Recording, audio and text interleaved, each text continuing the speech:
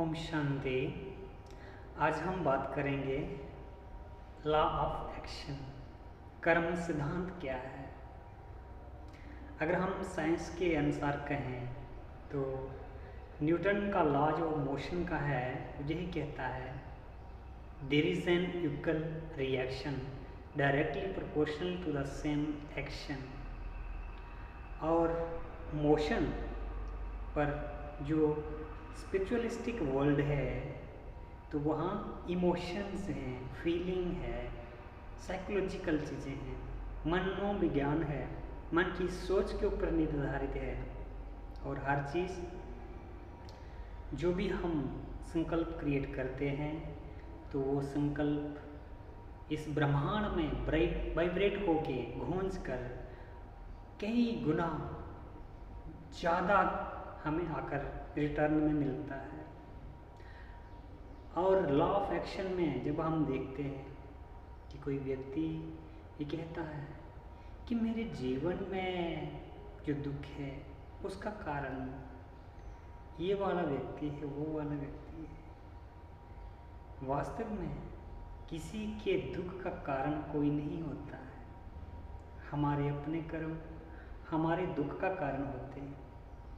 परंतु फिर भी इस जीवन में इंसान को जो स्मृति नहीं रहती, उसको लगता है कि मेरे साथ इस व्यक्ति ने ऐसा किया पर मैंने तो इसके साथ ऐसा कुछ नहीं किया था कि ये उसका बदला ले।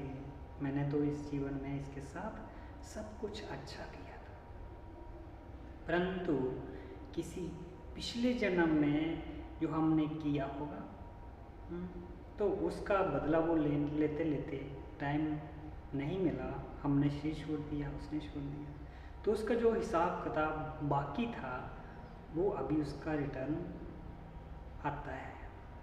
परंतु इसके पीछे एक और गहरी बात है। हम ये भी नहीं कह सकते, कभी ये भी नहीं मान सकते कि हर बार हमने ही कुछ किया हो जिसका बदला दूसरा लेता है दूसरे जन्म में या इसी जन्म में।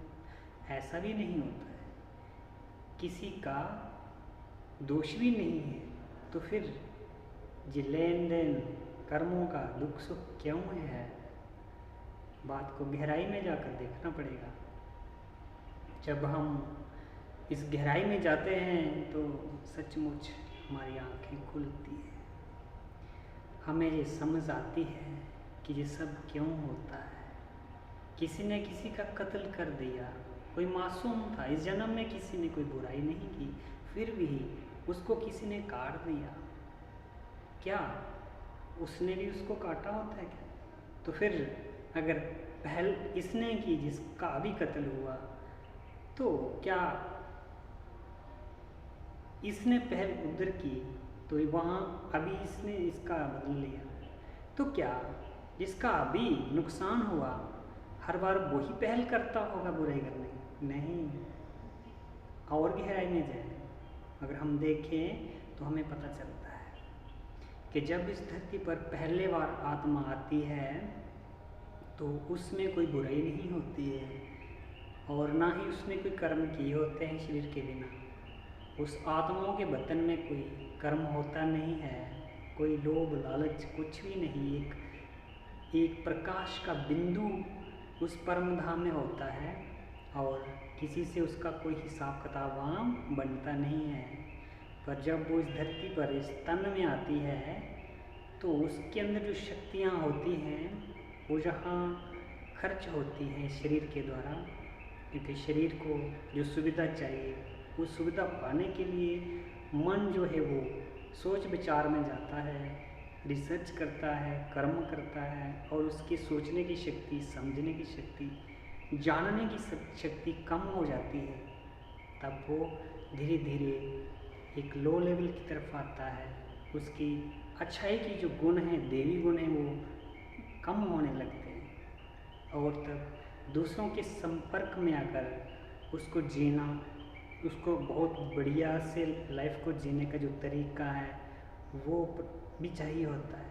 परंतु जब साधनों की कमी होने लगती है और जो ब्रेन है वो इतना इंटेलेक्ट उसमें नहीं है, इतना ब्रिलियंट नहीं है, और इसकी जो टैलेंसी है, टैलेंट उसका कम होने लगता है, तो वो हेर फेर के चक्कर से अपना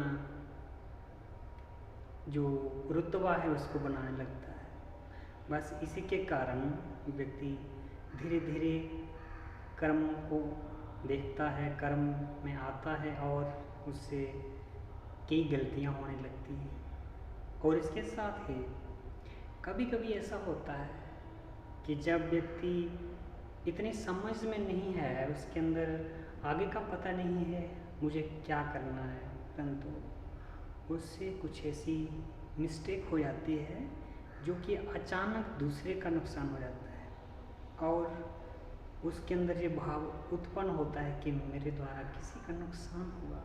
उसको पश्चाताप होता है अपने आप पर, परंतु जिसका नुकसान कर दिया उसके अंदर सहन शक्ति नहीं है, तो उस सहन शक्ति के ना होने पर वो उसका बदला लेने के लिए बहुत कुछ कर देता है, और बदला लेने के साथ ही अगले वाले को पहले ही चोट है कि मेरे गलती से, मेरी मिस्टेक से दूसरे का नुकसान हो गया। वो पश्चाताप कर रहा है, पर इसका नुकसान हुआ, वो उस पर माफ़ नहीं, उस पर दया नहीं दिखा रहा है, उसका बदला लेने की सारी ताकत लगा रहा है। तो दया ही धर्म है। यही बात सत्य है कि किसी से गलती होती है तो उसको माफ़ करना अति आवश्यक है, क्योंकि उससे गलती हुई है, उसने जानबूझकर नहीं की है। अगर हम गलती करते हैं जानबूझकर, उसकी तो सज़ा होनी ही चाहिए, परंतु जब गलती अचानक हो जाती है, ना चाहते हुए मिस्टेक हो जाती है कोई, तो उसकी जो सज़ा है अगर कोई देने लगे तो फिर वो समझो उसके अंदर धर्म नहीं है, वो दयावान नहीं है, वो अज्ञानी है। और अज्ञानी का कारण उसके अंदर की समझने की शक्ति कम है, और वो दया नहीं कर सकता, दया करने की हिम्मत नहीं है। तो फिर वो बदला लेने के लिए बहुत कुछ कर देता है, तो अगले को उसका भी और दुख होता है, तो उसको लगता है कि मेरे से जानबूझकर तो हुआ होता, मैं जानबूझकर करता तो अच्छा था, पर इसने बिना मेरी ऐसी बात के मुझे सजा दी। तो फिर उसके अंदर भी ये पश्चाताप और बदले की भावना उत्पन्न होती है। फिर से कर्म अपना जो है हिसाब किताब बहुत गहरा बनने लगता है।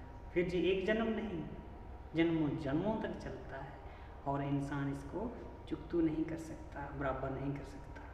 फिर अलग अलग चीज़ें जो हैं सामने आती हैं जन्म जन्म तक। इसलिए परमात्मा का ज्ञान है कि सदा भला करो, पर किसी से कुछ उपेक्षा न करो, और अपने जीवन का जो लक्ष्य है उसको प्राप्त करो, और अपनी मुक्ति का रास्ता मिलेगा। मुक्ति किससे है?